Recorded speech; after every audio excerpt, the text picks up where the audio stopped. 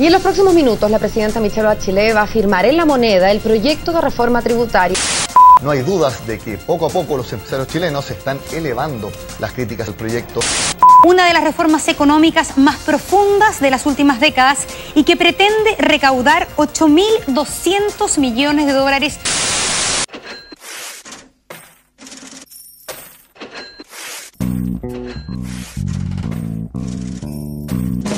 Bueno, yo creo que la reforma, primero hay que entender que efectivamente tiene un objetivo muy loable, que es un objetivo de obtener más recursos, mayor recurso, digamos, de lo que se está obteniendo hoy día, vía impuestos, para poder financiar principalmente una reforma educacional.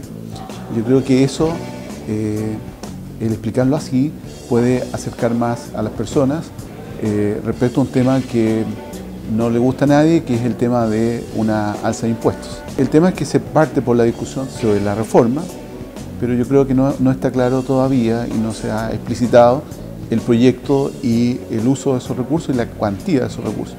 Yo creo que hay que socializar esos aspectos para que las personas se acerquen más al tema de los impuestos y entiendan mejor este cambio, esta dinámica. Creo que es justo que la gente, las personas que ganan más, que se pongan la manita en el corazón y ayuden al gobierno, ayuden a los hermanos chilenos con sus tributos. Efectos que pueda tener esta reforma tributaria me parece que es hasta irrelevante, porque en el camino también en Chile estamos acostumbrados a arreglar las cosas, ¿cierto?, por el camino. Sin embargo, la estabilidad del país es lo que le permite a los gobernantes de turno hacer y deshacer o hacer cosas extrañas de pronto, pero claro, los cambios asustan, insisto, hay que ver qué pasa. Deberían tener un medio más específico para poder explicar de qué se trata, que la gente al final no va a leer un código o los artículos de una ley si es más fácil, por ejemplo, que la expliquen en televisión, por ejemplo, que llegue un ministro y diga, miren, saben que la ley se trata de tal cosa, eso. O sea, mientras sea un beneficio para todos y no solo para los más pudientes, bien. Lo primero es que hay que ser objetivo y esta reforma, como yo decía antes, intenta capturar mayor cantidad de recursos y una cuantía importante de recursos. Por lo tanto, eso no hay que ocultar eso, digamos, implica necesariamente eso tiene que hacer a través de un alza de impuestos y eso tiene que ser así. Por lo tanto, no podemos decir que eso no va a significar nada para la empresa, va a significar un pago mayor de impuestos, por lo tanto la tasa va a aumentar un 25%, porque eso significa hoy día pasar de un 20% a un 25%, un 5% sobre el 20% que es hoy día, significa un 25% de aumento, por lo tanto es significativo. Lo otro relevante, que es un cambio también importante, es que hoy día las personas pagan, los dueños de las empresas pagan en relación a los retiros. Si una empresa generó 100 de utilidades y solo retiró 50, los accionistas pagan sobre 50. En cambio, de acuerdo a la reforma, los accionistas van a pagar en base a los 100, es decir, van a pagar sobre la totalidad de las utilidades que la empresa va a generar, independientemente si se retira o no. Eso se llama utilidad de vengada. Por lo tanto, eso también va a implicar un cambio importante y eso va a significar también para la empresa un cambio y un pago mayor de impuestos, porque hasta ahora pagaba solo los retiros. El resto de la empresa lo llevaba a fondo de utilidades tributarias o tributables, que es el FUT. Hoy día el FUT, de acuerdo a la reforma, se elimina. El FUT es el Fondo de Utilidades Tributables. El sistema actual implica que los impuestos se pagan sobre los retiros. Por lo tanto, el resto de las utilidades que se retienen se llevan a el Fondo de Utilidades Tributables. ¿Cuál es el objetivo? Que efectivamente la empresa utilice esos recursos para reinversión, con lo cual incentivamos la inversión. Ese fue el objetivo inicial. Hoy día el FUT ha crecido mucho. Tenemos mucho dinero acumulado en esas empresas y se ha prestado de acuerdo a las estadísticas que se tienen por parte del servicio para elusión. ¿Cuál es la elusión? Es cuando tú evitas el pago de impuestos a través de la normativa legal, sin incumplir la normativa. Es el de escala que se maneja, donde dicen que es para los ricos tendrán que pagar más y el ciudadano común tendrá que pagar menos, pero todos tenemos que pagar. Mire, si la educación llega a ser gratis en el país, que lo veo bastante difícil, bueno, sería muy bueno que sea así. Bueno, siempre y cuando sean distribuidos para lo que dicen, que es la educación y la salud, que es lo más deficitario que hay, está bien. Ahora, ¿cómo nos veremos afectados? En realidad, no sé. Yo lo único que sé que a mí, no sé en qué tramo quedó. Es que no estoy muy bien informado, pero por lo que sé, se supone que tienen que pagar más las empresas de lo que pagaban antes. Aunque, siéndote sincero, no creo que vaya a cambiar mucho con respecto al pasado, así que da lo mismo. Que para algunas personas es buena y para otras es mala, porque para las personas que quieren sacar casa y todo eso va a ser más difícil porque la probabilidad va a subir. Hay impuestos verdes, hay impuestos al diésel, a los vehículos que usan diésel, hay impuestos a los licores, aumento al alcohol, por lo tanto, desde ese punto de vista hay un efecto. Hay impuestos, aumento de impuestos a las viviendas, pero en el tramo que hoy día están exentos o tienen una rebaja más bien de valores de 2.000 a 4.000 UF.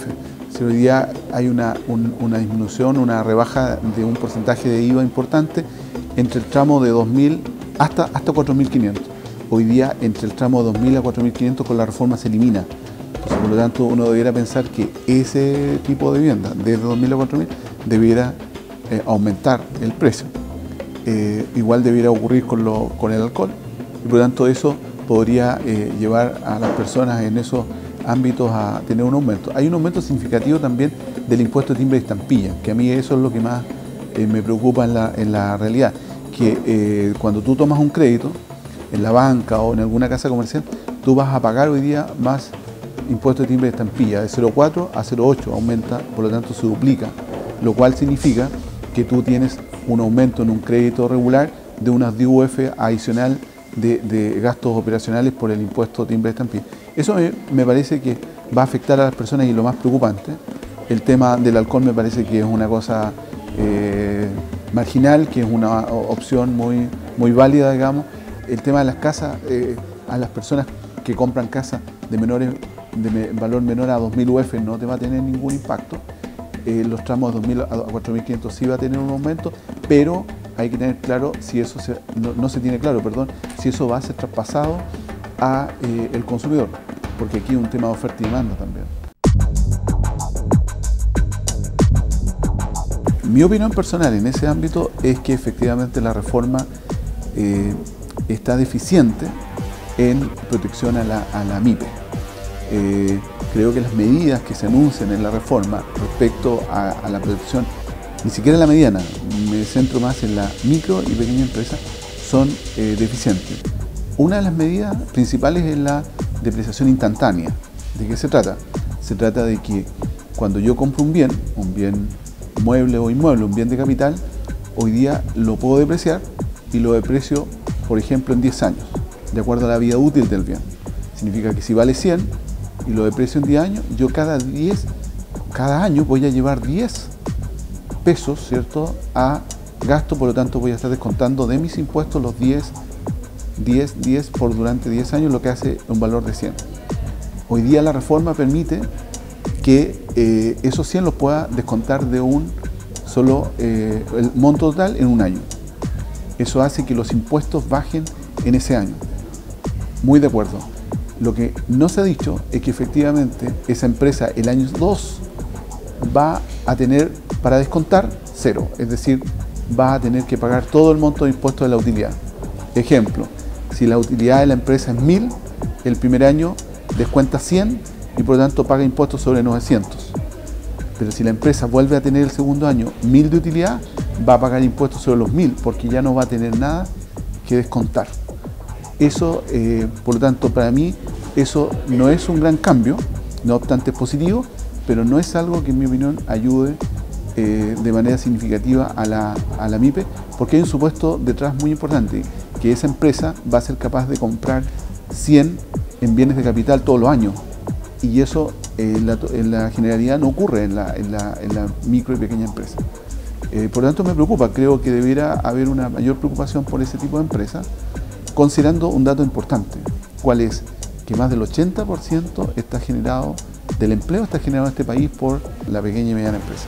Dicho de otra forma estaríamos protegiendo el centralismo, aumentando el centralismo. Las grandes empresas no están ubicadas a nivel regional. El tejido productivo de las regiones está principalmente conformado por medianas, por pequeñas y por microempresas. Por lo tanto, otra razón, en mi opinión, para cuidar este sector productivo que en muchos casos se nos queda fuera de la discusión. Por lo tanto, creo que se deben abrir los debates de discusión en ámbitos que son tan relevantes como este. Ese tema yo creo que hay que verlo en la práctica. Con el cigarrillo eso no ha ocurrido y yo dudo que eso pueda ocurrir con el alcohol, digamos. No es un bien de primera necesidad y por lo tanto eso ocurre y es preocupante cuando existen bienes de primera necesidad a los cuales sí efectivamente las personas lo consumen sí o sí, digamos. Con el alcohol no ocurre eso y yo creo que no necesariamente va a ocurrir eso una disminución del consumo. Habrá que verlo. Lo que sí a mí me parece que podrían haber diferencias nuevamente de aplicación de impuestos asociados a las pequeñas empresas. Como tú dices, hay microempresas que son empresas de la zona y que nuevamente en esta reforma no se está haciendo ninguna diferencia respecto a las grandes empresas.